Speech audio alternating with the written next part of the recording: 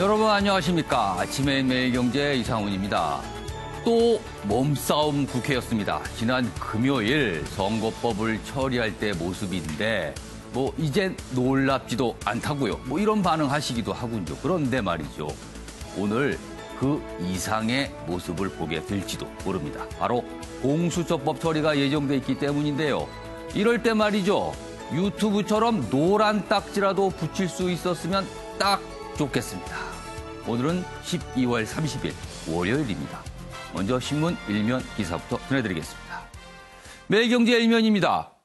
디플레이션이라는데 마트 물가 무섭게 오른다 이렇게 돼 있습니다. 디플레이션이면은 물가가 내려가는 거잖아요. 근데 실제 마트 가서 장 보면요 다 오르고 있다는 겁니다. 우유, 햇반, 컵반 등 90여 개 상품 연말연시 7에서 20% 올랐다고 합니다. 인건비 뛴 기업들 줄 인상 예고하고 있습니다. 물가지수 0%대 상승과 달리 식료품값 급등, 가계는 주름살이다. 그러니까 뭔가 숫자라서는 물가가 안정돼 있다 그러는데 실제 체감하기 어렵다. 이런 얘기입니다. 다음은 동아일보 보겠습니다. 다음입니다. 핵 대결로 다시 방향을 트는 김정은인가 이렇게 돼 있습니다.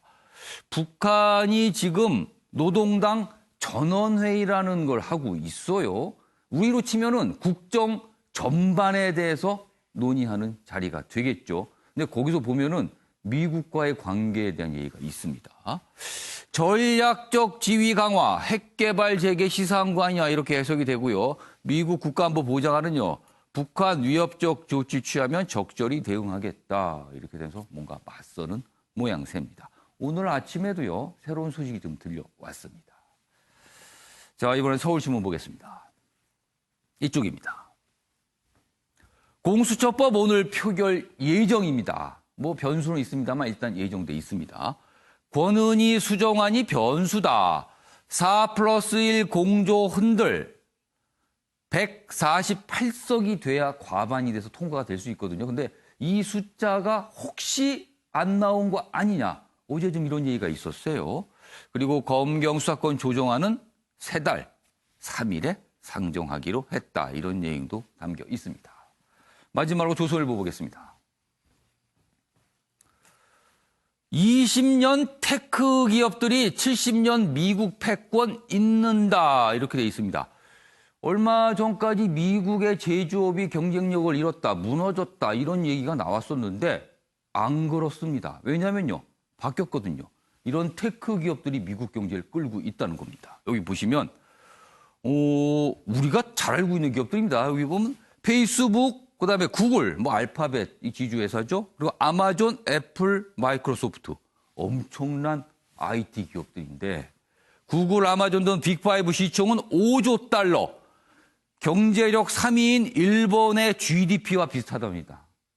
이건 어떻게 되는 겁니까? 5기업만 합쳐놓으니까 일본과 맞먹는다. 이렇게 된 겁니다. 금융위기 이후 쇠락한다. 이런 예상을 깨고 미국이 패권, 테크 기업 주도로 더 강력해지고 있다. 이렇게 분석하고 있습니다. 어떻게 보면 좀 부럽습니다. 우리도 뭔가 기회가 있을 것 같기도 한데요. 자, 지금까지 일면기사 짚어봤고요. 오늘 4분 패널 나오셨는데요. 한 분씩 소개해드리겠습니다. 먼저 더불어민주당과 자유한국당에서 각각 한 분씩 나오셨는데요. 먼저 김상일 시사평론가 오늘 자리하셨고요. 그리고 그 옆에 계신 윤기찬 변호사 나오셨습니다. 그리고요. 그 옆에 계신 분은 시사 논평의 샛별입니다. 장윤미 변호사 자리하셨고요. 그리고 전국을 찌르는 기자 최경철 매일신문 편집위원도 나오셨습니다. 안녕하세요. 안녕하십니까.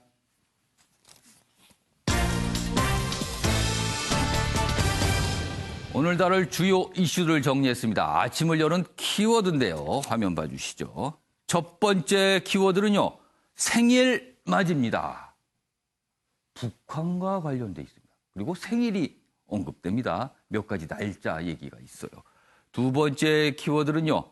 모자의 난. 얼마 전에는 남매의 난이라는 표현이 있었는데 이번엔 모자의 난으로 갔습니다. 한진가 얘기입니다. 세 번째는요. 무기명 투표 공수처법 처리와 관련해서 무기명 투표 이런 얘기가 있습니다. 그리고 마지막 키워드는 은밀한 제안. 이춘재 얘기입니다. 이춘재 얘기요. 자, 이렇게 네 가지 키워드로 오늘 내용 정리했고요. 첫 번째 이슈는 북한 얘기부터 좀 해보겠습니다. 아까 일명기사 때 소개해드렸는데 전원회의를, 이런 회의를 열고 있는데 여러 가지 얘기가 나오고 있습니다. 보시죠. 먼저 매일경제입니다. 북한 국방건설, 자력 부강 이런 걸 강조했습니다. 그리고 미국 내에서는 언론 보도가 이렇게 나오고 있어요.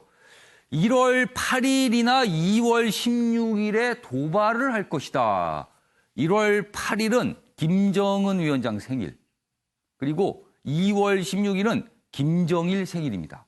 그러니까 북한으로서는 굉장히 뭔가 의미가 있는 날인데 그때 맞춰서 뭔가를 할 수 있다. 미국 언론을 통해서 분석이 나오고 있습니다. 내용 좀 자세히 보겠습니다. 여기 보시면 자력 갱생에 의한 경제 발전, 국방력 강화 노선 선택할 듯하다. 국방력 강화 노선이라는 것은 곧 핵, 대륙간 탄도미사일 이런 걸 뜻하게 됩니다. 김정은의 역사적인 보고는 미북 협상 파기, 핵 재가동 이런 내용 아닌가 이렇게 모릅니다. 사실 뭐 역사적인 보고를 했다 이렇게만 나오지 뭔지 내용을 알려주지 않고 있어요. 북한이 지금. 그리고 미국 내에서는 북한 위협된 우리도 대응 이렇게 돼 있습니다. 어저께까지 이 전원회의가 이틀째 진행이 되고 있고요. 오늘도 열릴 예정입니다. 그러니까 며칠 동안 하는 겁니다. 원래 사회주의 국가나 북한 같은 나라에서는 이런 회의를 며칠씩 하거든요. 통상. 오늘 오전에 북한 노동신문 쪽에 나온 내용을 한 토막 더 알려드리면요. 이런 내용이 있습니다. 뭐 수일제 전원이라는 걸 하고 있는데 자주권과 안전을 위한 공세적 조치를 논의했다. 자주권, 안전을 위한 공세적 조치. 왠지 미사일과 핵이 떠오르는 또 대목이 되겠습니다. 이와 관련 기사 하나 더 있는데요. 보겠습니다. 이번에 사진입니다. 보시죠. 다음입니다. 여기 보시면 이 전원회의를 하는 모습이에요. 지금요. 여기 보시면 단상이 앞에 있는데 그 앞에 쭉 앉아있죠? 물론 이 단상 앞에는 김정은 위원장이 앉아있습니다. 근데 여기 이 사진은요, 동그라미가 두 군데가 돼 있어요. 여기 보시면 이 큰 동그라미와 작은 동그라미입니다. 여기 보시면 큰 동그라미는요, 현송월 당 성전선동부 부부장입니다. 그리고요, 작은 동그라미는요, 김정은 위원장의 동생 김여정입니다. 그러니까 이만큼 위상이 강화됐잖아요. 전원회의라는 건 제가 아까 말씀드렸지 우리로 치면은 국정을 논의하는 자리거든요. 여기에 현송월과 김여정이 자리를 하고 있는 모습까지 포착이 됐습니다. 자, 그럼 여기서요. 북한 매체가 뭐 전원회의 관련 소식을 전한 내용이 있는데 영상으로 확인해 보겠습니다. 발전과 변화된 대내외적 정세의 요구에 맞게 우리 국가의 전략적 지위와 국력을 가일층 강화하고 사회주의 건설의 진군 속도를 비상히 높여나가기 위한 투쟁 노선과 방향이 제시되게 될 투쟁 노선과 방향이 제시된다. 뭐 이렇게까지 나왔습니다. 지금 앞서 매일경제신문 미국 언론을 인용해서 보도를 했는데 뭐 1월 8일, 2월 16일 가까웠던 생일을 뜻하는데 뭐 이날 도발할 수 있다라고 분석을 했어요. 근데 또 언뜻 생각해 보면요. 사실은 이 사이에 2월 8일 날짜가 있거든요. 소위 말해서 인민군 창건일입니다. 오히려 뭐 그 날짜는 왜 안 될까? 그러니까 이 날짜는 그냥 추정을 하는 것 같습니다. 보니까요. 최영철 편집이면 중요한 거는 사실 북한이 그동안 성탄절 선물을 이런 운운하고 얘기를 했는데 성탄절 지났습니다. 근데 아직까지 움직임이 없어요. 왜 늦어지는 걸까요? 뭔가 움직임이. 크리스마스를 선물을 하겠다고 엄포를 놨는데도 예. 실행을 못한 것은 예. 결국 그것은 엄포였을 뿐이죠. 북한이 지금 정말 하고 싶은 것은 예. 내부 단결입니다. 북한은 총화 단결의 사회죠. 수령을 정점으로 해서 예. 모든 인민이 수령과 함께 움직이는 일심 동체의 사회인데 지금 제재가 너무 길어지고 있다는 얘기예요. 예. 그런데 지금 중국을 통해서 많은 재화가 들어오고 그리고 중국에 가서 예. 용역을 주고 돈을 받는 이러한 자본주의 시스템이 북한에 굉장히 많이 들어와 있고 예. 그리고 휴대전화도 많이 들어와서 북한 주민들이 상당히 자본주의에 물들어 있다는 얘기죠. 그렇다면 돈 맛을 안다는 얘기인데 제재가 너무 길어져서 최근에는 북한에서 송출한 노동자들도 다시 돌아오고 있습니다. 그렇다면 외화가 또 끊깁니다. 북한 내부에서 굉장히 큰 동요가 일어나고 있다. 민심이 좋지 않을 수도 있겠네요. 그렇습니다. 얼마 전에 일본에서 목선에 여러 명의 죽은 사체가 발견됐는데 예. 어렵다는 얘기입니다. 아. 그리고 어렵지 않으면 북한이 저렇게 메머드 전원회의를 할 리가 없습니다. 1990년도에 김일성이 메머드식의 전원회의를 한 지 30년 만입니다. 예. 그때 김일성이 왜 했겠습니까? 베를린 장벽이 그때 무너졌습니다. 북한이 무너질 수 있다는 위기감이 그때 있었기 때문에 예. 지금도 제재가 길어져서 예. 그렇다면 김정은이 미국 트럼프와 대화하고 우리 문재인 대통령하고 대화했는데 인민에게 준 것이 무엇인가? 예.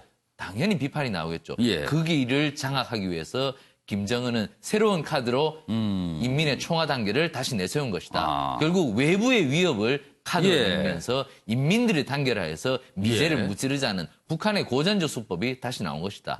그렇다면 1월이나 2월에 예. 저강도의 도발은 또 할 수가 있다. 예. 항상 우리가 안보에 대해서 좀 더 신경을 쓸 부분이다. 이렇게 생각합니다. 그렇고 보니까요, 오늘 오전에 보도가 된 노동신문, 아까 제가 잠깐 알려드렸잖아요. 무슨 공세적 조치 이런 얘기 있었다는데 사실은 이틀째 회의 내용을 전하면서 대외적인 문제, 그러니까 우리와 미국을 겨냥한 어떤 메시지가 담긴 내용은 한 대목 정도밖에 없고요. 나머지 많은 대목, 다수는요, 북한 내부의 경제와 사회를 다룬 대목이 훨씬 더 비중이 많았습니다. 그만큼 전원회의라는 게 어떻게 보면 지금 최영철 편집위원 분석대로 내부 단속을 위한 어떤 목적이 있는 거 아니냐. 이렇게 또 분석도 가능합니다. 그러니까 성탄절 선물이라고 해놓고는 안 하고 있는 거다. 뭐 이런 분석도 가능할 것 같아요. 자, 이런 상황에서 우리와 관련된 내용입니다. 다음 기사 보겠습니다. 북한 미사일 오보에 사이렌 소독. 미국 전문가 이러단 전쟁 날 수도 있다. 동두천 미군 기지에서 어처구니 없는 실수가 있었습니다. 사이렌 실수입니다. 사이렌 실수. 여기 내용 보면 이렇게 소개돼 있어요. 지금 화면 나가시잖아요. 저게 뭐냐면 동두천 미군 기지에서 며칠 전에 저녁에 갑자기 저런 사이렌이 났잖아요. 그러면 저긴 접경 지역입니다. 굉장히 공포스럽게 되잖아요. 근데 저게 실수였습니다. 어떤 내용인지 여기 소개돼 있습니다. 동두천에 있는 주한미군 캠프에서 지난 26일 오후 10시쯤 실수로 취침 나팔 대신 비상 사이렌이 울리는 사고가 발생했다. 아니 거기 있는 미군들은 얼마나 놀랐겠어요? 갑자기 비상 사이렌. 이거는요. 공습 경보 사이렌이거든요. 그럼 어떤 일이 벌어졌는가 보시죠. 아랫부분입니다. 기지 내 군인들이 당황했으며 잘못된 사이렌이라는 사실이 알려지기 전까지 일부 군인들은 제복 차림으로 달려나오게 됐다. 뭔가 터졌다고 생각할 거 아니에요, 지금. 여기 또 있습니다. 잘못 울린 사이렌은 흔히 공습 경보 사이렌으로 불리는 것이다. 이렇게 돼 있습니다. 김사일 평론가. 네. 사실은 얼마 전에 하와이에서 그때 하와이 주민들 상태로 어떤 잘못된 메시지, 무슨 미사일이 뭐 날라온다 이런 메시지가 나와서 한바탕 혼선이 있었어요. 근데 그건 민간이라고 볼 수 있어요. 민간에서 잘못한 거. 근데 이거 군이잖아요. 네. 그럼 이럴 때 쓰는 표현이 나사 풀렸다 아닙니까, 정말? 그렇죠. 예. 근데 이제 그만큼 긴장을 하고 있기 때문에 실수를 했다. 이렇게도 보이는 아니, 부분이 있습니다. 취침 나팔을 불어야 되는데 크리스마스 선물 이야기가 나와서 예. 뭐 많은 대비를 하고 있었을 거 아닙니까? 예. 이제 그런 가운데서 뭐 이렇게 NHK도 뭐 준비해 놓은 게 나갔다는 거 아니에요? 예. 준비를 그럼 안 일본어로도 뭐가 해놨으면 안 실수가 됐다 나갔을 그러는 텐데. 거고요. 예. 뭐 그런 것도 있는데 NHK 또 얘기가 여기 있습니다. NHK는 훈련종 문장 송출, 뭐 한밤 속보에서 여기도 굉장히 비상 상황이라는 뭐 속보를 잘못 내보낸 거예요, 지금. 그렇죠. 그만큼 긴장했다는 예. 얘기인데 근데 이제 긴장을 해서 실수를 하면 예. 그게 오판으로 이어질 수가 있거든요. 그래서 훈련이라는 게 굉장히 중요한 겁니다. 예. 긴장된 상황에서도 실수를 안 하려면 예. 실전 훈련을 굉장히 많이 해야 되거든요. 근데 최근에 들어서 실전 훈련을 많이 못했다라는 사실은 미군의 불만들이 좀 있습니다. 우리가 뭐 여기 경비병으로 왔냐 이렇게 불만을 한다고도 하거든요. 예. 여기에 와가지고 우리는 뭐 군 훈련도 하고 실전 예. 훈련도 하고 해야 되는데 그냥 조용히 경비만 쓰고 있다. 뭐 이런 예. 식의 불만도 있다고 합니다. 실제로 예. 얘기를 들어보면. 그래서 이게 오판으로 이어지지 않을 만큼 그 훈련은 아주 착실하게 예. 그 강도 있게 좀 하는 것이 좀 필요하겠다. 왜냐하면 예. 훈련을 안 해서 긴장을 완화하는 것도 중요하지만 예. 훈련을 제대로 못해서 이런 실수가 났을 때 오판으로 이어진다면 오판이 가장 큰 전쟁의 요인이거든요, 사실은. 실제 모든 상황을 다 알면은요. 그 국지전이 일어나도 그거를 컨트롤할 수가 있는데 그거를 다 모르고 정보가 부족해가지고 오판을 하게 되면 오히려 큰 전쟁을 부를 수도 있기 때문에 조금 이번에는 그 한국 우리 정부 당국과 미국이 의논을 잘해서 이런 실수가 안 나게 우리 군에서도 그렇고 미국에서도 그렇고 이렇게 어떻게 더 그 실전 훈련을 강화할 것인가 이런 걸 좀 고민해야 할 것으로 보입니다. 그러니까 이거는 뭐 바로 잡아서 이제 큰 문제는 없이 넘어갔지만 이게 군 내부에서 이런다는 건 사실 좀 문제가 있어 보여요. 그래서 그런지 여기 보면 미국 쪽에 이제 뭐 핵 비확산 전문가가 한 본인의 SNS에 올린 분석이 있습니다. 여기 보면 아랫부분 잡아주세요. 매사추세츠 공대의 비핀 나랑 교수입니다. 이런 특별한 시점에는 이와 같은 가짜 경보로 전쟁이 시작될 수도 있다. 정말 위험한 거다, 이거는. 그러면서요. 도널드 트럼프 대통령이 골프장에서 휴대폰으로 이 경보를 봤는데 이 사실이 틀렸다고 확인할 사람이 주변에 아무도 없었다고 상상해봐라. 그러니까 이 경보를 트럼프 대통령이 골프를 하다가 봤어요. 근데 거기서 뭔 결정을 할 수도 있는 거잖아요. 그렇다면은. 이건 생각하기도 싫습니다, 정말. 아무튼 이게 며칠 그냥 쓱 지나가게 말았는데 사실은 이거 정말 문제가 있는 상황입니다. 이거는 우리 군 당국과 미국 군 당국이 좀 얘기 좀 해야 될 문제 같아요. 알겠습니다. 다음 소식은요. 한진가 이야기 좀 해보겠습니다. 주말 동안에 사진과 함께 꽤 많이 회자가 된 내용입니다. 외경제입니다. 모자의 난까지 한진과 경영권 분쟁 안개 속으로 들어갔다. 이렇게 돼 있습니다. 구체적으로 무슨 일이 벌어졌는지 여기 살짝 묘사가 돼 있습니다. 평창동 자택 소동의 갈등이 격화됐다. 평창동 자택은 어머니죠. 이명희 고문입니다. 유리창 깨지고 이 고문이 상처를 입었다. 내년 3월 주총까지 혼란 가능성이 있다. 이렇게 되어 있습니다. 여기서 주총 얘기를 했는데요. 지금 이게 지분 구조가 지금 3남매가 나눠 가지고 있고 그다음에 어머니는 이명희 고문도 가져가 있고 그리고 나머지 우호적인 지분이 있는데 이른바 KCGI라는 어떤 이 펀드가 사실상 일대 주주로 있거든요. 단일 주주로서는. 그렇기 때문에 이 경영권 분쟁이 벌어질 수 있다. 이런 얘기가 늘 있거든요. 그런 상황에서 이런 일이 있었습니다. 여기 내용 보겠습니다. 만약에 어머니는 이 고문 측이 조현아 전 부사장과 장녀인 조현아 전 부사장과 연대하거나 조 전 부사장이 KCGI 단독 일대 주주인 KCGI 측과 손잡고 조원태 회장에게 반기를 들면 조원태 회장으로서는 타격이 불가피하다. 그러니까 지분을 이렇게 붙이고 하면 이게 엄청난 싸움이 될 수 있다는 거예요, 지금요. 관련 기사 하나 더 있습니다. 보시죠. 다음입니다. 한진 일가 크리스마스 악몽이다. 이렇게 돼 있습니다. 그러니까 이 일이 크리스마스 때 벌어졌거든요.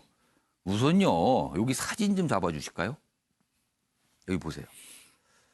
지난 25일 이명희 정석경 고문의 집 안 내부 모습을 찍은 건데 뭐가 산산조각이 나 있는 모습입니다.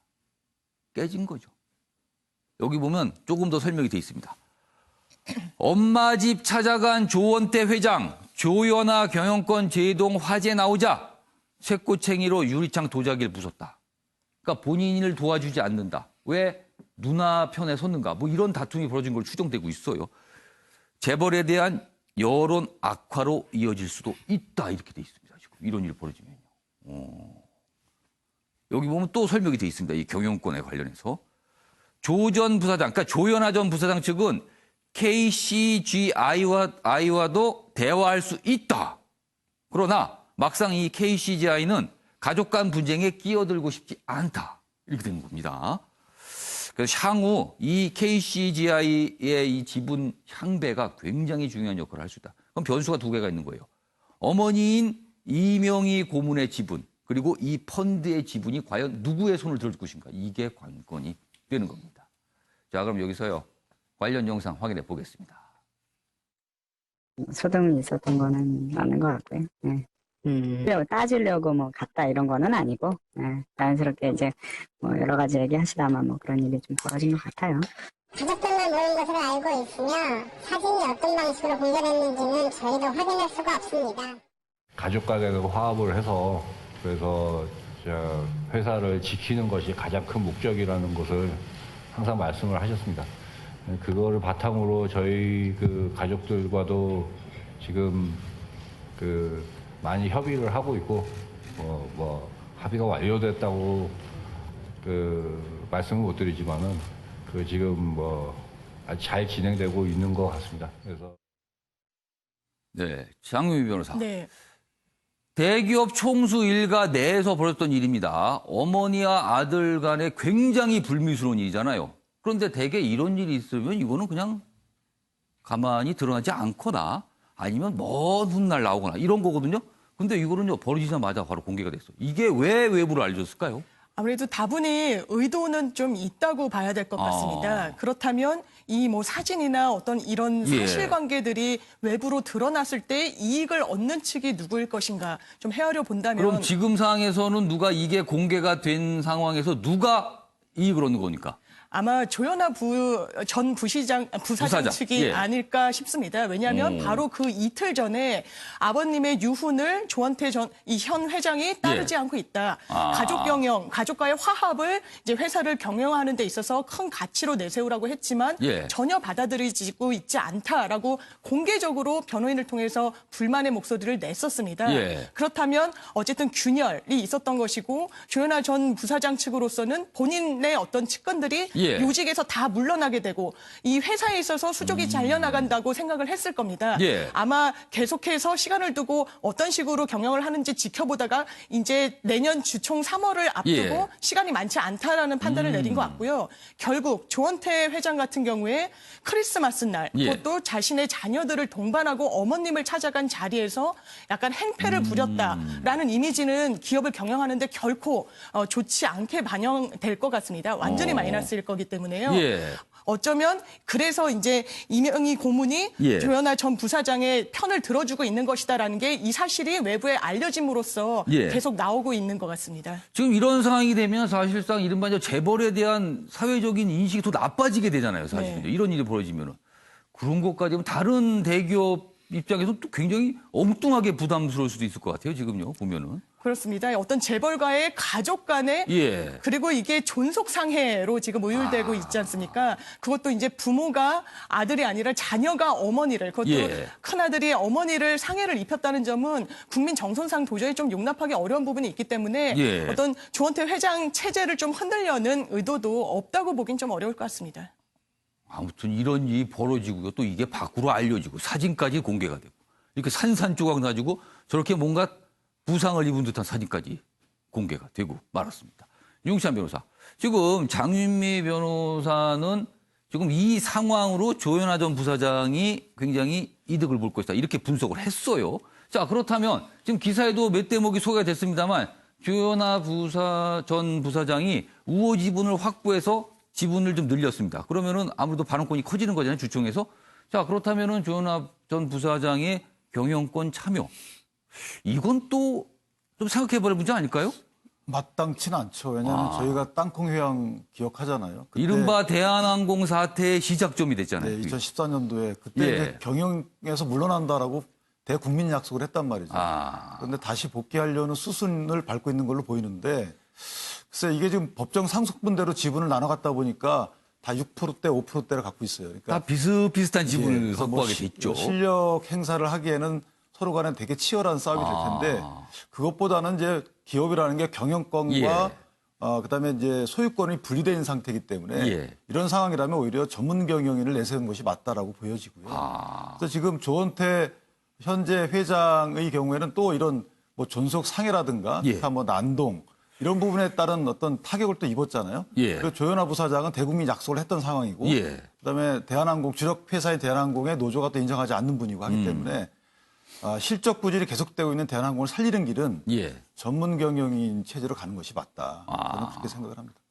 김선일 평론가. 사실 대한항공은 한진칼은 이제 지주회사입니다. 그렇지만 대한항공의 지분을 확보하기 때문에 한진칼이라는 회사를 장악하게 된다면 이 한진그룹 전체를 그렇죠. 경영권을 확보할 수 있게 네, 되는 거죠. 근데 많은 분이 알고 있기는 대한항공을 가장 많이 접하게 되잖아요. 이른바 많은 소비자들을 상대하는 회사거든요. 근데 이런 일이 벌어지게 되면 이게 문제가 되잖아요. 많은 소비자들을 상대하는 것보다 더 중요한 게 있죠. 예. 대한항공이라는 거는 국가의 인허가권을 가지고서 큰 기업이고요. 예. 그리고 그 과거에 국가의 자원 배분의 혜택 예. 그리고 우대 정책의 혜택을 받아서 큰 기업입니다. 그래서 이른바 통상 국적기다 이렇게 표현이 그렇죠. 되잖아요. 그러니까 이거를 마치 예. 내 거를 가지고 싸운다는 듯이 싸우는 저 자세 자체가 굉장히 오만한 거죠. 저 회사가 큰 거는 예. 국가와 국민의 어떤 그 뭐라 그래야지 예. 그 이익을 그 주는 희생을 바탕으로 저기까지 온 거거든요. 그러면 저 그 국민 기업이라고 할 수도 있고 국가가 허가를 해준 기업이라고 할 수도 있는데 예. 그 기업을 먼저 생각하는 자세를 가져야 하는 건데 예. 그 자세가 없이 이게 마치 내 거고 내 손 안에 호두알처럼 다뤄야 된다라고 하는 자세를 가진다면 예. 경영을 할 자격이 전혀 없다고 봅니다. 어. 그래서 저분들이 지금이라도 생각을 바꿔서 예. 이거 국민과 국가를 위한 생각을 조금이라도 함께하는 자세를 예. 갖추지 못한다면 저는 좀 아까 우리 윤 변호사님 말씀하신 대로 예. 전문 경영인 체제로 바꿔야만 한다. 저는 이게 당위처럼 느껴집니다. 지금 3월에 주총이 열리거든요. 그때까지 이 사태 제대로 수습이 되지 않는다면 그 주총장에서 어떠한 모습이 나타날지 이거 장담할 수 없을 수도 있겠네요. 지금 보면요. 그래서 지금 주말 동안 여기 보시면 지분 관계가 이렇게 되고 있어요. 여기 보시면 지금 조현태 회장부터 지금 조현아 전 부사장, 그다음에 뭐 조현민, 이명희 고문까지 쭉 보면 비슷비슷하죠. 지분 갖고 있는 게. 그래서 예를 들어서 조현아 전 부사장 지분과 이명희 고문의 지분이 합쳐지면 가장 많아지잖아요. 이렇게 되는 겁니다. 지금. 그래서 복잡합니다. 그리고 밑에 보면 이른바 강성부 펀드 KCGI 17.29% 단일 주주로는 1대 주주입니다. 그리고 미 델타 항공이 10%. 자, 여기에서 뭔가 지분 간의 움직임이 있을 수 있다. 지금 이런 분석 계속 나오고 있거든요. 그래서 3월 주총 굉장히 중요하다. 이런 기사도 실리고 있습니다. 복잡하군요. 이게 어떻게 될지. 참 중요한 기업인데요. 알겠습니다. 자, 뭐 한진과 내분 굉장히 불미스러운 모습인데 이 정도로 마무리하고요. 다음 주제로 넘어가 보겠습니다. 이번에는요. 이른바 윤석열 검찰총장과 관련된 내용. 최근에 이른바 정권의 뭐 심장부를 겨냥하고 있다. 여러 갈래 수사가 진행 중이다. 이런 얘기 있잖아요. 그와 관련된 내용입니다. 다음 기사 보겠습니다. 이쪽에 있습니다. 박범계 더불어민주당 의원이 필리버스터, 지난 토요일까지 필리버스터가 있었는데 거기서 하면 필리버스터 중에 이런 얘기를 합니다. 조국이 윤석열 지켜줬는데 섭섭하다. 이거 무슨 소리일까요? 조국이 윤석열 검찰총장을 지켜줬는데 윤석열 총장은 왜 조국을 지켜주지 않냐. 뭐 이런 얘기가 됩니다. 그래서 섭섭하다 그랬습니다.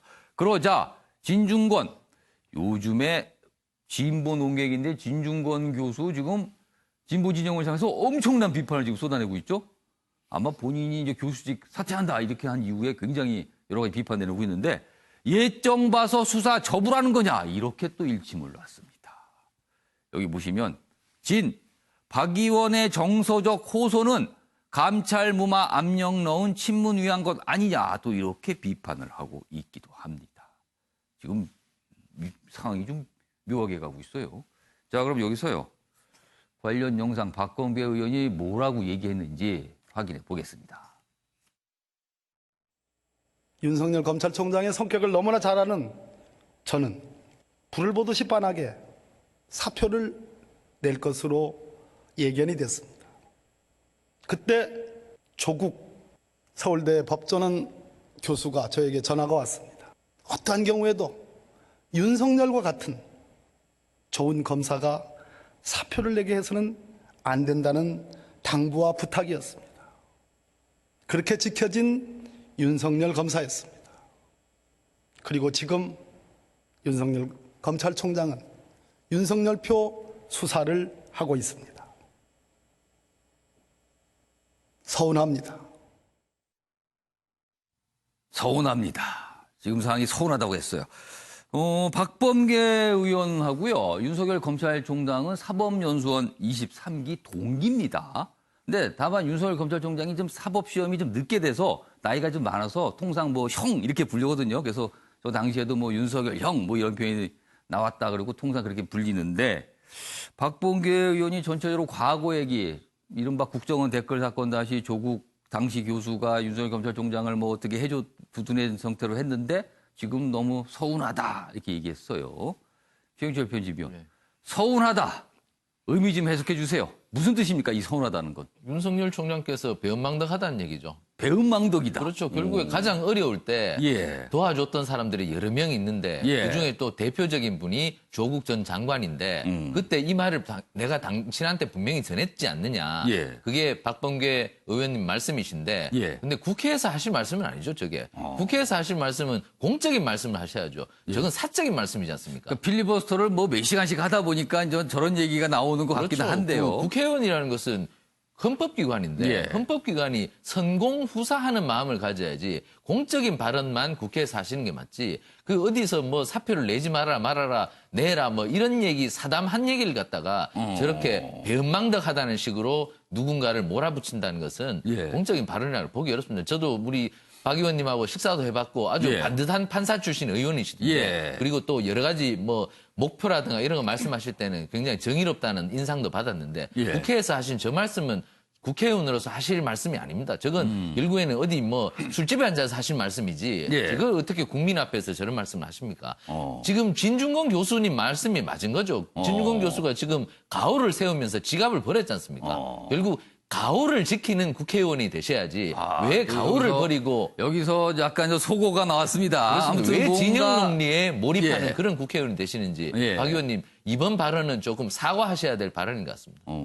장유미 변호사가 네. 보시기에는 더불어민주당 내 전반적으로 저런 기준과의 좀 인식이? 예, 아마 오죽했으면 이랬을까 이런 생각이 듭니다. 오죽했으면? 예. 아마 윤석열 지금 이제 검찰총장을 임명하는 과정 중에 예. 본인들 편이라고 생각을 했던 부분이 이런 식으로 드러나는 것 같습니다. 우리 편인 줄 알고 네. 거기 자리에 앉혔는데 보니까 우리 편이 아니다 이겁니까 네. 그럼? 아니고 너무 해도 너무한다 뭐 이런 식의 어떤 감정적인 표현을 이제 담아낸 게 아닌가 생각이 드는데 예. 이런 부분에 있어서 아마 그 청와대나 이 민주당의 기류를 어느 정도 담아낸 부분은 실제로 있다고 생각합니다.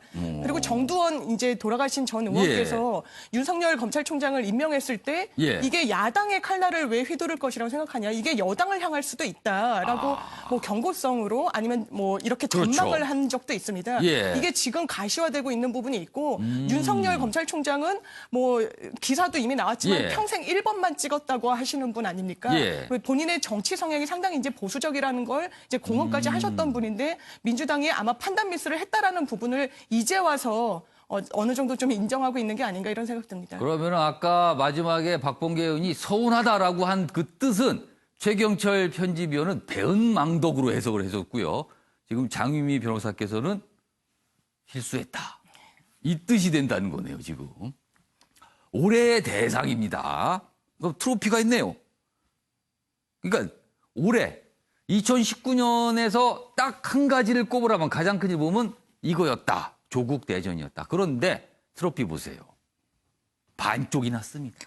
쫙 반쪽이. 조국 대전을 거치면서 트로피까지 반쪽이 날 정도로 우리 사회가 분열됐다. 이렇게 상징하는 만평 같습니다. 김상일 평론가 네. 어떻게 보셨어요? 참 어렵습니다. 예. 일단은 그 국민들에게 지켜져야 되는 평등 중에 가장 예. 최소한 예. 꼭 지켜져야 되는 건 법 앞의 평등입니다. 예. 그래서 사실은 박범계 의원께서 하신 저 말씀은 저는 부적절하다고 봅니다. 왜냐하면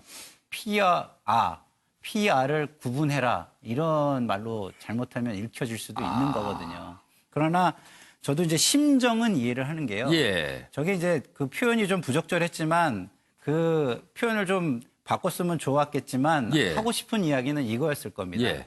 지금의 검찰이 그 실현하는 정의가 너무 선택적 정의 아니냐. 그리고 자기 식구들에 대해서만 의리를 지키는 그런 정의 아니냐. 이런 걸 좀 얘기하고 싶었을 거예요. 그런데 지금 인디안 기우제라는 말이 나오는 것처럼 지금 이제 4개월 만에 불구속 예. 기소를 한다고 하는데 예. 저렇게 그 검찰력을 예. 전방위로 그 투여를 했는데 예. 그 결과가 그러면은 그거에 그 부응하는 것이냐라는 거에 대한 그 질문이 있거든요. 예. 그리고 그 외에 이루어야 되는 정의들에 대해서는 이만큼의 힘을 쏟고 있는 것이냐라는 그 질문이 있거든요. 그런 부분에 대해서 이거 너무 선택적 정의를 하고 있는 거 아니냐에 대한 섭섭함을 표시하는 것 같은데 그 표현은 좀 부적절했죠. 예. 유기찬 변호사께 이건 좀 다른 질문인데요. 진중권 교수가 굉장히 비판을 많이 하고 있습니다. 연일 지금 나오고 있거든요. 그리고 굉장히 어떻게 보면 거칠기도 합니다. 이렇게 된 걸까요? 왜?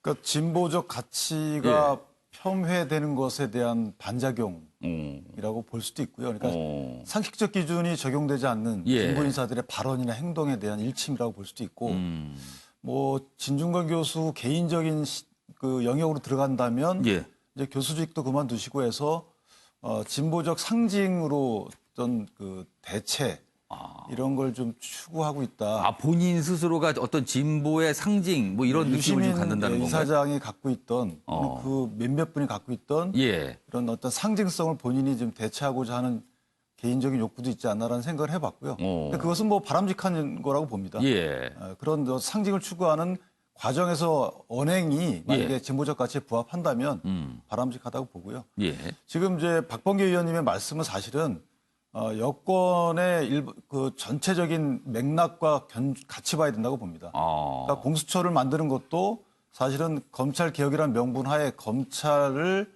나쁘게 말하면 장악이고 또는 피하 구별 하에 우리 쪽에 향한 수사 칼날을 좀 무디게 한다는 의미도 있는 거고요. 이것도 마찬가지입니다. 인륜이나 어떤 뭐 심정적 거기에 호소하는 거죠. 이렇게까지 해줬는데 이렇게까지 할 수 있느냐. 근데 사실은 아까 말씀하셨지만 공적인 인물이 공적인 공권력 행사에 대해서 저런 식으로 대응하는 것은 맞지 않고요.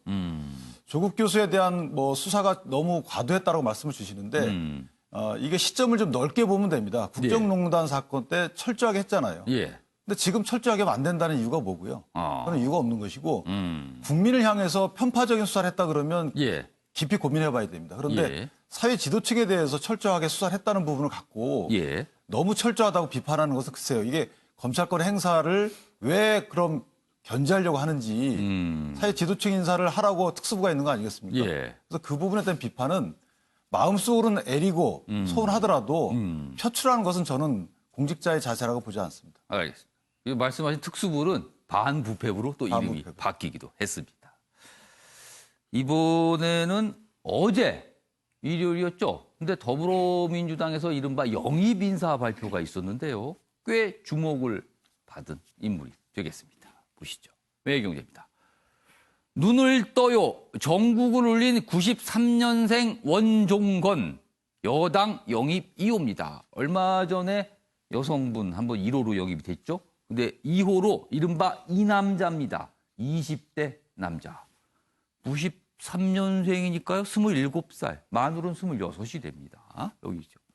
시각장애인 어머니와 함께 방송에 출연해 굉장히 화제가 됐습니다. 2000년대 초반에요. 그때는 굉장히 어린이였어요. 근데 지금은 청년이 된 거죠.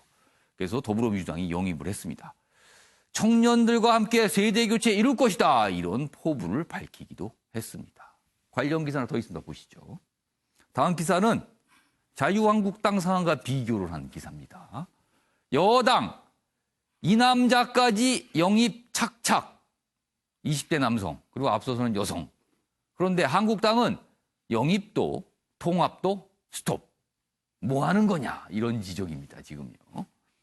총선까지 석 달밖에 안 남았는데 한국당은 선거법 소용돌이 휘말려서 공천 기준, 인적 쇄신 준비도 못하고 있다. 반면에 더불어민주당은 여성 장애인 그리고 20대 남성 영입했습니다. 그리고 하위 20% 현역 의원 23명을 확정했습니다. 그럼 이게 탈락 가능성이 높은데 명단은 물론 공개 안 했습니다만 일단 확정은 해둔 상태입니다. 내주의 선대위 발족해 총선 체제로 간다 이렇게 돼 있고요. 뭐 사진 각각 실려 있습니다. 자, 그럼 어제 뭐 영입 인사 발표 모습이 있는데요. 확인해 보겠습니다.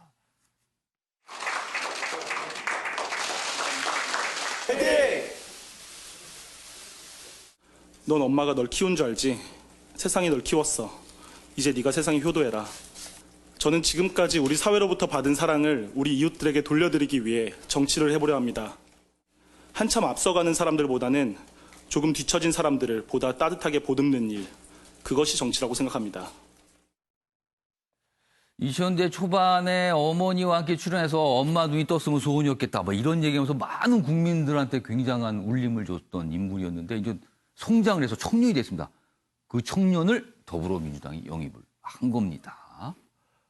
자, 김수환 평론가. 네. 일단 영입을 했어요. 그러면은 비례대표 공천을 하는 겁니까? 어떻게 됩니까, 그러면? 비례대표 공천을 줘야 한다라고 봅니다. 왜냐하면 기본적으로 예. 이분들이 여기에 온 거는 정치권에 눈을 뜨게 하기 위해서 저는 온 거라고 보거든요.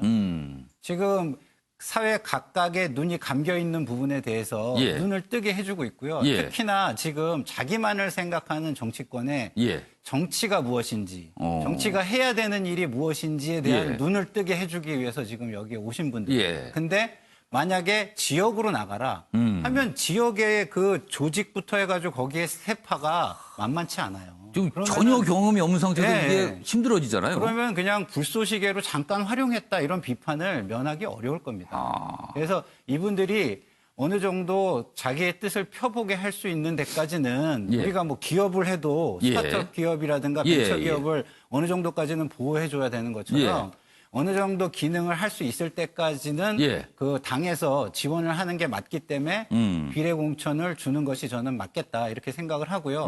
그리고 정치를 하시면서도 초심을 잃지 않으시길 그리고 정치권의 눈을 점점 크게 뜨게 넓게 예. 살펴볼 수 있게 만들어 주시는 분들이 되기를 저는 소망합니다. 그런데요, 좀 생각해 볼 문제가 있습니다. 최영철 편집이요. 사실 과거에도 정당들이 청년들을 영입을 해서 어떤 자리를 주고 역할 주고 했습니다만 사실은 제대로 목소리를 내지 못하는 경우가 많았거든요. 그 이번에도 사실 27이면 굉장히 젊거든요. 아직 경험이 없고요. 정치권 굉장히 무언가가 공고하게 맡고 있다고 항상 지적받잖아요. 목소리를 낼 수 있을까요? 지금 상황에서? 이번에는 좀 바뀌지 않겠습니까? 이번에 바뀌어야 된다는 것이 국민의 목소리이기 때문에 예. 민주당도 그 부분을 감안해서 저분들을 영입한 것 같습니다. 그래서 저분들이 이번 정치에서만큼 21대 국회에서만큼은 예. 연착륙할 수 있는 계기가 되지 않을까 저는 이렇게 생각합니다. 왜냐하면 예. 이제부터 국민들이 가장 바라는 것은 예. 감동입니다. 정치가 감동을 줘야 되거든요.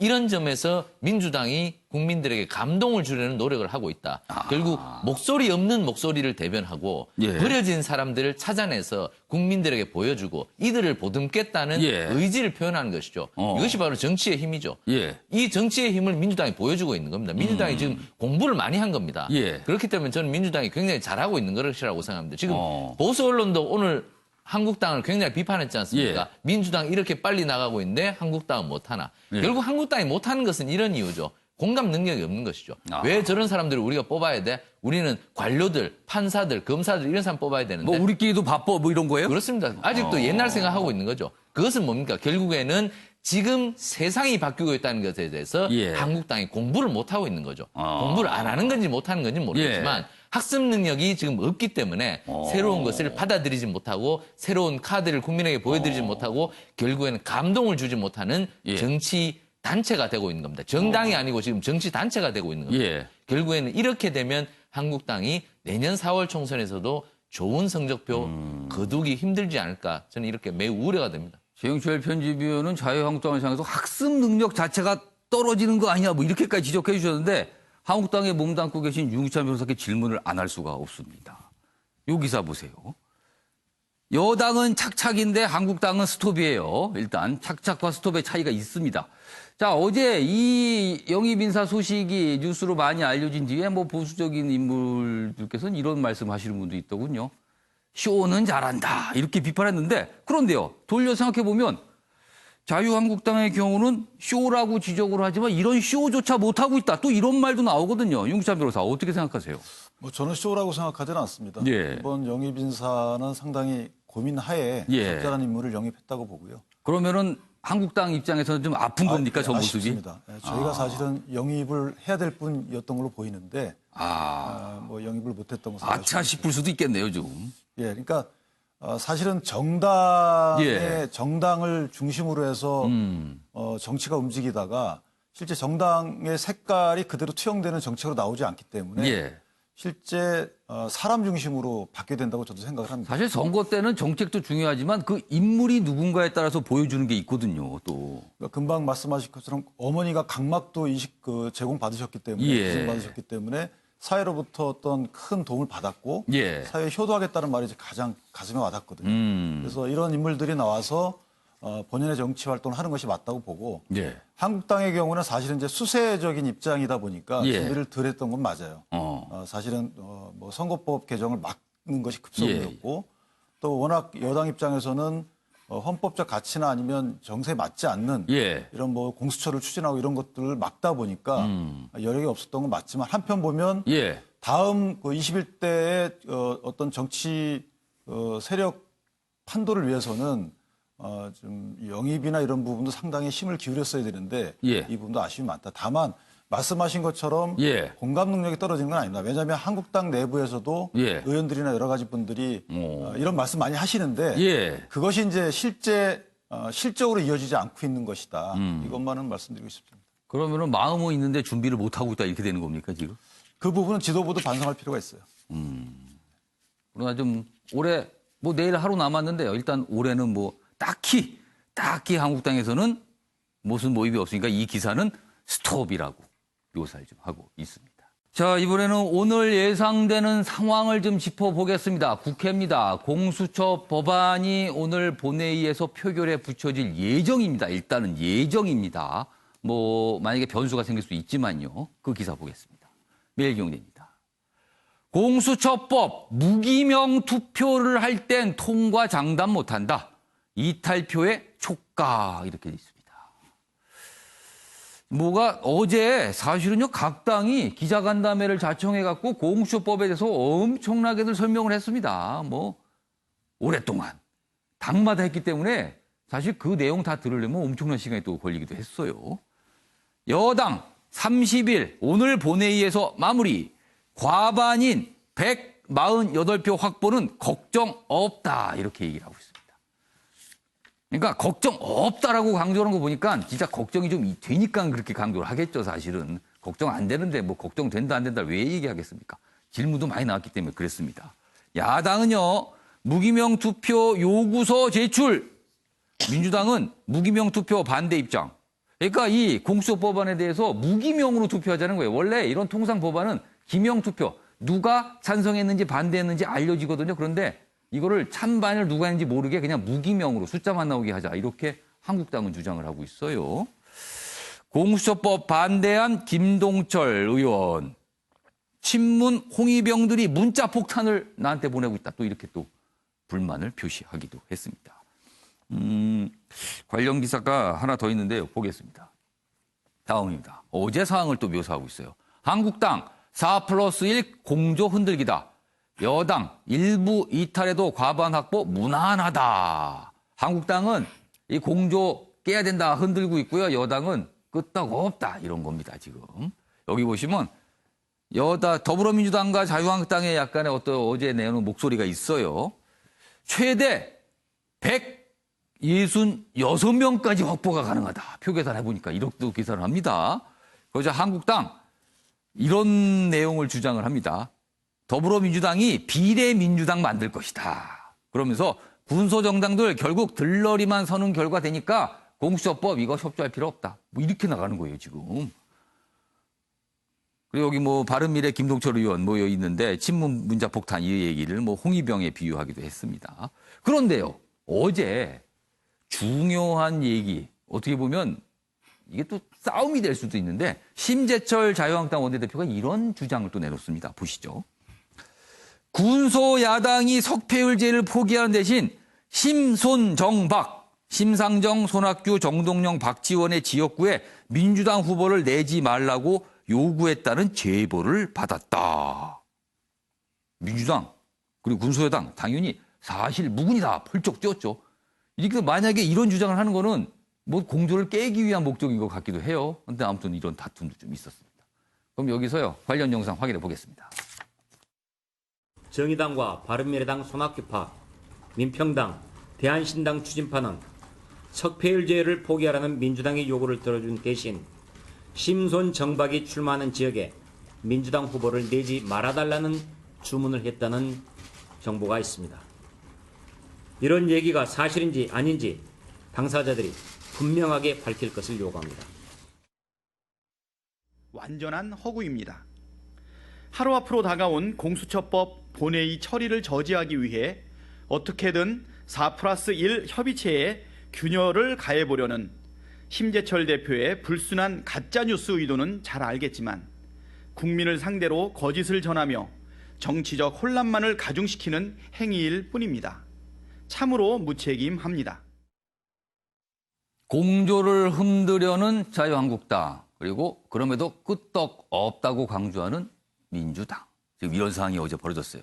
자, 장유희 변호사. 네. 지금 매일경제 기사에서 무기명 투표 이 부분을 굉장히 조명하고 있어요. 이게 좀 자유한국당에서 이걸 요청하겠다. 네. 그런데 이 무기명 투표 이게 왜 의미가 있는 겁니까 지금? 일단 무기명 투표를 하면 예. 지금 이제 4+1 협의체에서 만든 안을 예. 무력화시키고 사실 본회의 통과를 안 시킬 수 있다라는 판단이 깔린 것 같습니다. 무기명 투표면 뭐가 달라집니까? 아무래도 내심으로는 한국당에서도 예. 건은희 안이 예. 먼저 이제 수정안이기 때문에 예. 보나보다 이제 먼저 표결에 붙여질 때 이 예. 부분이 승산이 있다라고 판단을 하는 것 같습니다. 어. 무기명으로 이게 진행이 된다면. 그러면 혹시라도 범여권 내에서 이탈표가 나올 수 있는 게 무기명이다. 이름이 공개 안 되니까 부담이 없다. 뭐 이런 겁니까? 네, 이탈표 플러스 아마 자유한국당 측에서도 이걸 요구하는 이유는 본인들이 예. 사실 건은희 의원의 수정안은 공수처의 핵심적인 기능을 다 없앤 겁니다. 기소권을 아예 주지 않기로 했고 뭐 검찰로부터 통보받는 부분도 예. 독소조항이라고 해서 없앴습니다. 그리고 뭐 기소심의위원회를 예. 별도로 이제 구성을 한다든지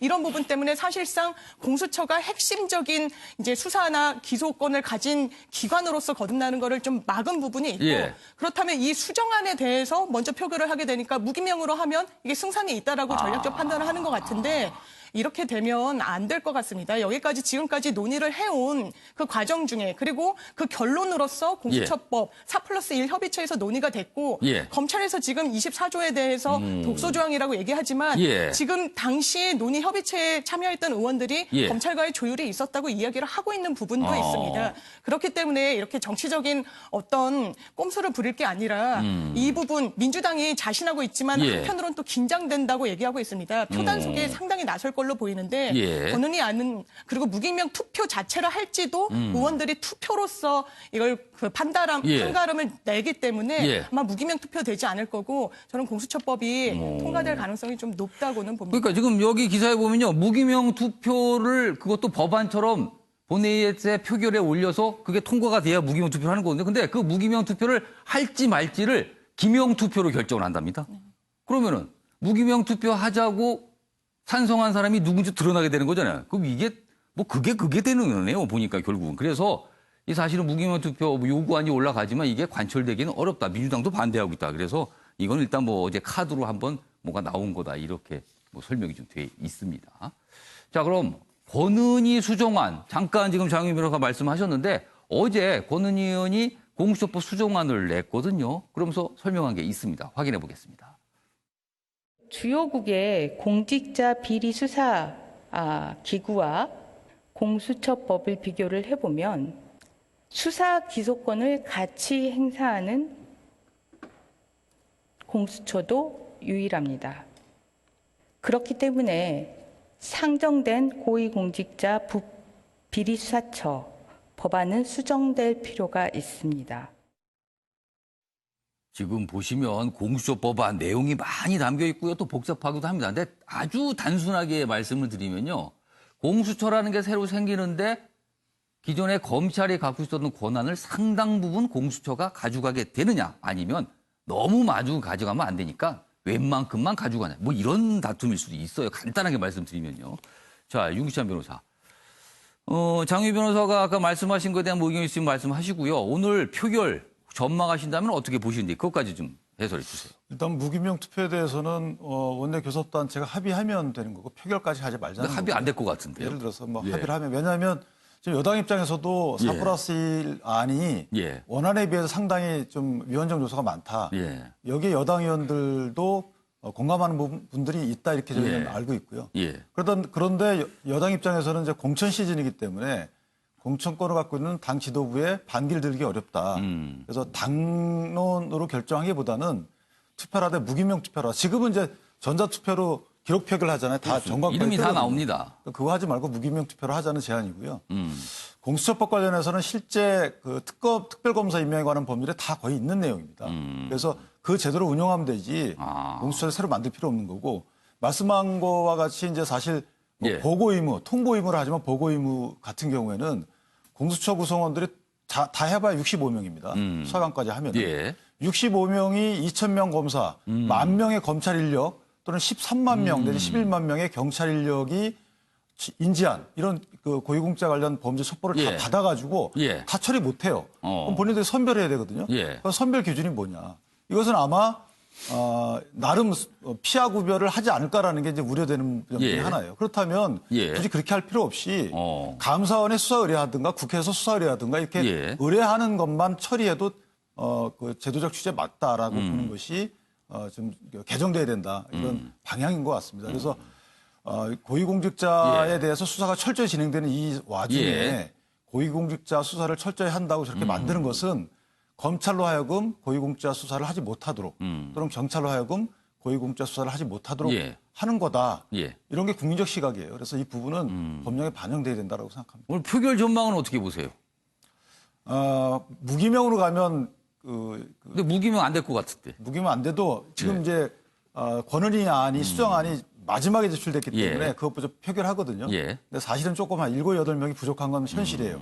근데 아마 마지막 국회의원의 직업적 양심에 기대를 한다. 이것이 한국당의 입장입니다. 알겠습니다. 예, 김상일 변호사. 제가 좀 국민들께 좀 예. 오해가 있을 수 있어서 말씀을 드리면 예. 공수처법의 핵심은 예. 고위공직자가 아닙니다.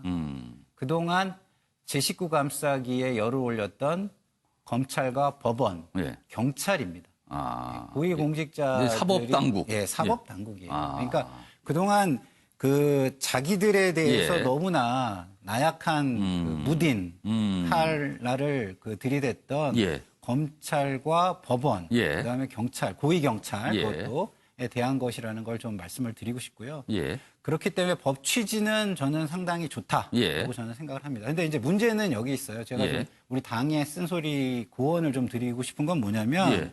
24조 2항과 관련해서는 예. 국회법 절차에 상당한 하자가 있을 수도 있습니다. 그래서 이번에는 좀 그 부분은 예. 양보를 하고 가는 것이 여러 가지 논란을 줄일 수 있겠다 이렇게 좀 말씀을 알겠습니다. 드리고 싶네요. 예. 짧게 짧게. 한번 예. 그거는 검경 수사권 조정은 충분히 가능한 얘기예요. 지금 경찰에 대해서는 검찰이 수사하고 있고 검찰에 대해서 경찰이 수사할 수 있도록 영장 청구 관련된 보안 예. 법령만 들어가면 되는 것이고요. 예. 또 하나는 고위공직자 수사처의 검사에 대해서 예. 어떤 비리가 있게 되면 경찰이 예. 인지하면 또 고위공직자 범죄수사처로 알려줘야 돼요. 그 지금 검찰이 갖고 있는 검찰에 대한 국민적 시각이 예. 그대로 또 여기에 모순이 있는 예. 거거든요. 알려주게 되면 비리가 있는 그 검사에 대해서 또 알려주게 되면 그 무슨 일입니까? 앞뒤가 안 맞는 거예요. 아무튼 이 공수처 법안의 어떤 대상, 핵심은 이제 검찰입니다. 이른바 검사를 보는 시각. 못 믿겠다와 뭐 그런 대로 잘하고 있는 거 아니에요. 이 시각 차이에서부터 출발하는 것 같아요. 그렇기 때문에 이게 합의가 잘 안 됩니다. 어렵게 가고 있습니다. 자, 이번에는요. 이춘재에 관한 기사 좀 다뤄보겠습니다. 그러니까 이게 이미 이제 지나간 일인데 그 과정에 어떤 일이 있었는가, 이춘재가 왜 자백을 했는가, 뭐 이거에 대한 설명을, 그러니까 전후 사정을 설명하고 있어요. 이춘재 8차 사건 자백 말까요? 이렇게 경찰에 은밀한 제안을 했습니다. 교도소에서 첫 자백 당시 상황인데요. 내가 자백하지 말까요? 뭐 경찰이 좀 다치게 될 것 같은데요. 뭐 이런 식입니다. 그러자 프로파일러 그건 상관없고요. 진실을 말하세요. 이렇게 얘기했다. 그러자 그때부터 이춘재가 술술술 얘기를 했다는 겁니다. 경찰에게 은밀한 제안을 한 겁니다. 다음 기사입니다. 보시죠. 이쪽에 있습니다. 자백하면 경찰이 곤란할 텐데. 그러자 프로파일러 상관없습니다. 그건 상관없고요. 진실이 중요합니다. 얘기하세요. 이춘재 자백 과정 담은 사건 기록을 공개를 했습니다. 여기 보시면 지금 이 윤모 씨 지금 이제 재심 신청이 검찰 쪽에 들어갔잖아요. 지금 굉장히 억울한 걸로 사실상 판명이 났습니다. 지금요. 그리고 그거를 박준영 변호사가 지금 맡고 있는데 박준영 변호사가 최근에 검경 갈등 자꾸 이런 걸 보니까 이 내용을 좀 공개를 좀 해야겠다. 당시에 프로파일러가 어떤 모습을 취했는지 진실이 중요하다고 얘기했는데 지금 검경은 왜 그러는 거냐 이렇게 왜 싸우느냐 이런 약간 질타도 섞여 있어요. 그리고 여기 보시면 사진이 있는데요. 이춘재가 자신을 면담한 프로파일러에게 직접 쓴 겁니다. 살인 숫자가 있어요. 여기도 숫자, 미수 이렇게 한 겁니다. 그러니까 이걸 보고 프로파일러 깜짝 놀랐죠. 아니 이렇게 많다니. 그러면서 어떻게 된 거냐 묻는데 이춘재가 제가 얘기하지 말까요? 얘기하면 경찰이 다질 텐데요. 이렇게 간 겁니다. 그러나 이 프로파일러 얘기하라. 상관없다. 이렇게 얘기해서 나왔습니다. 최영철 편집위원. 이춘재가 경찰 머리 위에 올라가려고 그러는 건가요? 왜 그랬을까요? 이춘재는 수감 생활을 오래 했기 때문에 잡혀 들어온 사람들이 경찰에 당했거나 그리고 경찰 수사 과정에서 여러 가지 에피소드를 많이 들었죠. 물론 자신도 경찰 수사를 받아봤고 하기 때문에 경찰의 생리를 잘 알죠. 경찰이 제일 무서워하는 게 뭡니까? 감찰입니다. 감찰이 굉장히 센 조직입니다. 왜냐하면 조직이 크고 위로 올라갈수록 올라갈 자리는 적기 때문에 감찰에서 많은 사람들이 징계를 받는 경우가 많습니다. 그러면 결국 승진해서 탈락되는 경우가 많고 그렇기 때문에 경찰 감찰이 굉장히 센데 이 생리를 잘 아는 거죠. 이춘재는. 결국 내가 이거 얘기하면 8차 사건 연루된 경찰들은 굉장히 많이 이미 퇴직했겠지만 퇴직한 상황에서도 다칠 수가 있다. 그렇기 때문에 너희 조직에 결국에는 누가 되지 않겠느냐. 그래서 프로파일러에게 그렇게 얘기했겠죠. 하지만 프로파일러는 제대로 진술을 하라고 요구한 것만 봐도 경찰도 많이 달라졌다. 이런 연장선에서 본다면 아까 윤기찬 변호사님도 말씀하셨다시피 검경 수사권 조정만 해도 경찰이 저렇게 달라진 경찰이 검찰을 충분히 견제할 수 있다. 새로운 조직 굳이 국민 세금 들여서 만들지 않더라도 달라진 경찰이 검찰을 견제하고 또 검찰이 예전처럼 경찰을 견제해서 충분히 우리 사법기관의 정의를 확립하고 그 내부에 깨끗한 조직을 만들 수 있는데 저렇게 달라진 경찰을 보면서도 우리가 공수처 때문에 이렇게 날밤을 세우는 이유를 저는 잘 모르겠습니다. 이 사안을 또 공수처하고 연결져서 설명을 또 살짝 해주셨어요. 장유희 변호사, 사실 그동안 이춘재 관련해서 이 국과수의 어떤 증거에 대해서 조작이다, 아니다, 뭐 오류다, 조작이다 이거하고 검찰과 경찰이 엄청 신경전을 벌였거든요.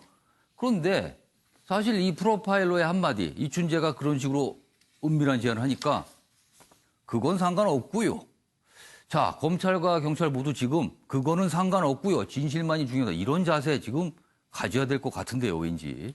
그렇습니다. 말씀하신 대로 경찰이 어떤 자신의 조직, 이 해당 프로파일러가 본인들이 과거에 잘못 수사했다라는 것이 8차 사건의 이제 진범이 이춘재로 밝혀짐으로 인하면 상당히 좀 타격이 될 거라는 걸 왜 몰랐겠습니까? 그리고 이춘재도 그런 거를 노리고 약간 어떤 두뇌 싸움을 하듯이 이런 질문을 던진 건데 어쨌든 경찰도 이 진실을 향해 가야 되는 부분이 맞고 지금 검찰도 이 사건 관련해서 누가 잘했느니 검찰이 당시에 지휘권을 행사했는데 그러면 검찰은 책임이 없는 거니 이런 부분에 대해서 상당히 좀 뭐 각을 세우고 이 다투는 모습은 좀 온당하지 않은 부분이 있는 것 같습니다. 이걸 보더라도 하나의 좀 상징적인 사건일 수 있는데 이게 본인들의 조직 논리를 이제 강화할 게 아니라 정말 진실이 뭐고 실체적 진실에 다가가는 길이 뭔지를 이제 그 방향성으로 가야 검찰이든 경찰이든 서로 이제 발전하고 상호 이제 그 제어할 수 있는 단체 그 기관으로 거듭날 수 있지 않을까 이런 생각 듭니다.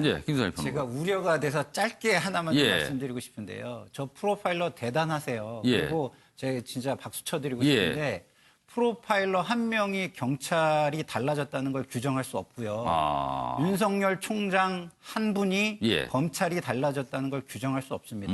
제도와 그리고 그 조직에 대한 과거에 대한 책임 이거를 분명히 하면서 가지 않는 한은 그런 식으로 해서는 굉장히 위험하다. 이거 꼭 좀 알겠습니다. 어떤 개인에게 어떤 저런이 달려서는 안 된다. 어떤 제도화돼서 누구도 그런 생각을 아예 못하게 해야 된다. 뭐 이런 말씀 강조해 주신 것 같아요.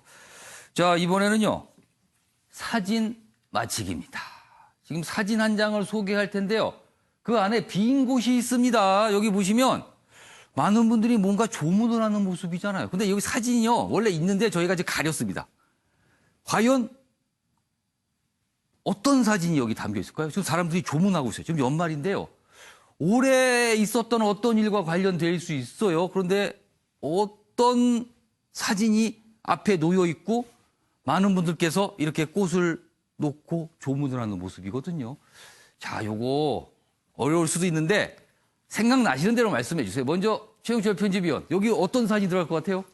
조문하고 있는 장면입니까? 그 조문 지금 보잖아요. 여기 보면 향도 있고 꽃도 있고 국화가 있잖아요. 그건 조문합니다. 당연히 이거는 보면은 조문으로 보여요. 이 사진은. 저는 조문을 굳이 한다면 물론 예. 정답을 아닐 수 있겠습니다만 예. 국회에 대해서 조문을 하고 있는 아, 여기 것이 아닙니까? 국회 뭔가 국회를 상징하는 사진이 있을 것이다. 예, 그래서 1년 내도록 싸운 국회에 대해서 이제 좀 그만하시고 예. 빨리 좀 떠나주시라 국민들의 내리 속에서 그런 국회 모습 이제 지워주시고 우리는 좀 새로운 국회를 맞이하고 싶다는 생각에 저 그러면 국화꽃을 바치면서 근조 국회 뭐 이런 분위기다라는 거죠. 예, 영 굿바이를 하고 있는 것 같습니다. 알겠습니다. 예. 장우희 변호사는 어떻게 추정하세요? 저 처음엔 국회를 생각했는데 이제 말씀을 예. 하셨으니까 저는 이제 검찰도 이럴 수 있지 아, 이 않을까라는 검찰. 생각이 듭니다. 예. 이미 검찰이 이제 방향성을 좀 잃었다고 판단하는 국민들도 좀 계시고 선별적으로 한다라고 비난의 목소리가 좀 높은 거는 사실이기 때문에 예. 어쨌든 정치적으로 그런 판단을 한 사람들이 이런 거를 만들었다면 지금 조문하는 분위기를 봐도 뭐 진정으로 슬퍼한다기보다는 좀 간이하게 꾸려는 걸 봐서도 그러니까 얼굴은 담담한 표정인 것 같기도 해요. 예, 하나의 정치적 퍼포먼스로 이렇게 기획하지 않았을까 생각도 두 듭니다. 분이 말씀하셨는데 힌트를 드리면 두 분은 정답이 아닙니다. 네. 너무 무거운 사진을 잡으셨어요. 윤기찬 변호사는 뭐가 들어갈 것 같아요, 이 사진에? 사법시험보다 어려운데요. 예. 저는 삼권 분립이라고 하고 싶어요. 삼권 분립. 아, 그 세 장이라서 삼권 분립이요, 지금. 삼권 분립이 오. 죽었다. 그래서 거기에 대한 어떤 조문을 명목으로 비판하는 거다 이렇게 생각하고 있습니다. 전체적으로 그러니까 정치적 상황에 관련된 뭔가 사진이 담길 것이다. 김상희 평론가는 뭐로 추정하십니까? 저는 뭐 도저히 못 맞추겠는데. 어렵습니다. 사실 어려워요, 이 사진 지금. 뭐 앞서 말씀해주신 분들의 말씀이 다 일리가 있기 때문에 예. 그 선에서뿐이 저는 생각이 좀 안 드. 그럼 어떤 겁니까? 그래서 뭐 말씀해 주세요. 어떤 걸로 추정하시는? 저도 뭐 이제 정치나 예. 우리 그 권력 지금 예. 기관들 이런 것이 들어가지 않을까 이런 생각이 좀 듭니다. 왜냐하면 올해 아까 뭐 트로피도 나왔지만 예. 우리 분열상이 너무나 컸지 않습니까? 예. 그것이 어디서 비롯됐냐면 국민들의 실생활에서 비롯된 것이 아니거든요. 예. 자, 네 분 말씀하셨는데 과연 정답이 있을지요? 올해 일어났던 일과 관련이 돼 있습니다. 자, 그럼 정답 확인해 보겠습니다. 보여주세요. 동물들입니다. 여기 보면요, 돼지, 소 이런 동물들의 모습이 있는데 왜 그런가 하면요, 살처분 당한 동물들. 이 동물들은 억울하게 죽었잖아요. 무슨 죄가 있습니까? 엉뚱하게. 이런 것 때문에. 인간을 위해서 죽었다고 볼 수도 있습니다. 여기 보시면 29일 서울 종로구 마로니에 공원에서 열린 돼지를 위한 추모식에서 참여자들이 살처분 당한 동물들의 사진 앞에서 헌화하고 있다. 어떻게 보면 인간을 위해서 희생한 살처분 당한 동물들의 사진이었습니다. 어렵습니다. 사실 어떻게 보면요, 이런 일 진짜 있었습니다. 얼마 전까지 아프리카 돼지열병 이런 파문이 있었으니까요. 아무튼 이런 사진이었습니다. 자, 아침엔 매일경제 오늘은 여기서 마치겠습니다. 시청해주신 여러분 고맙습니다.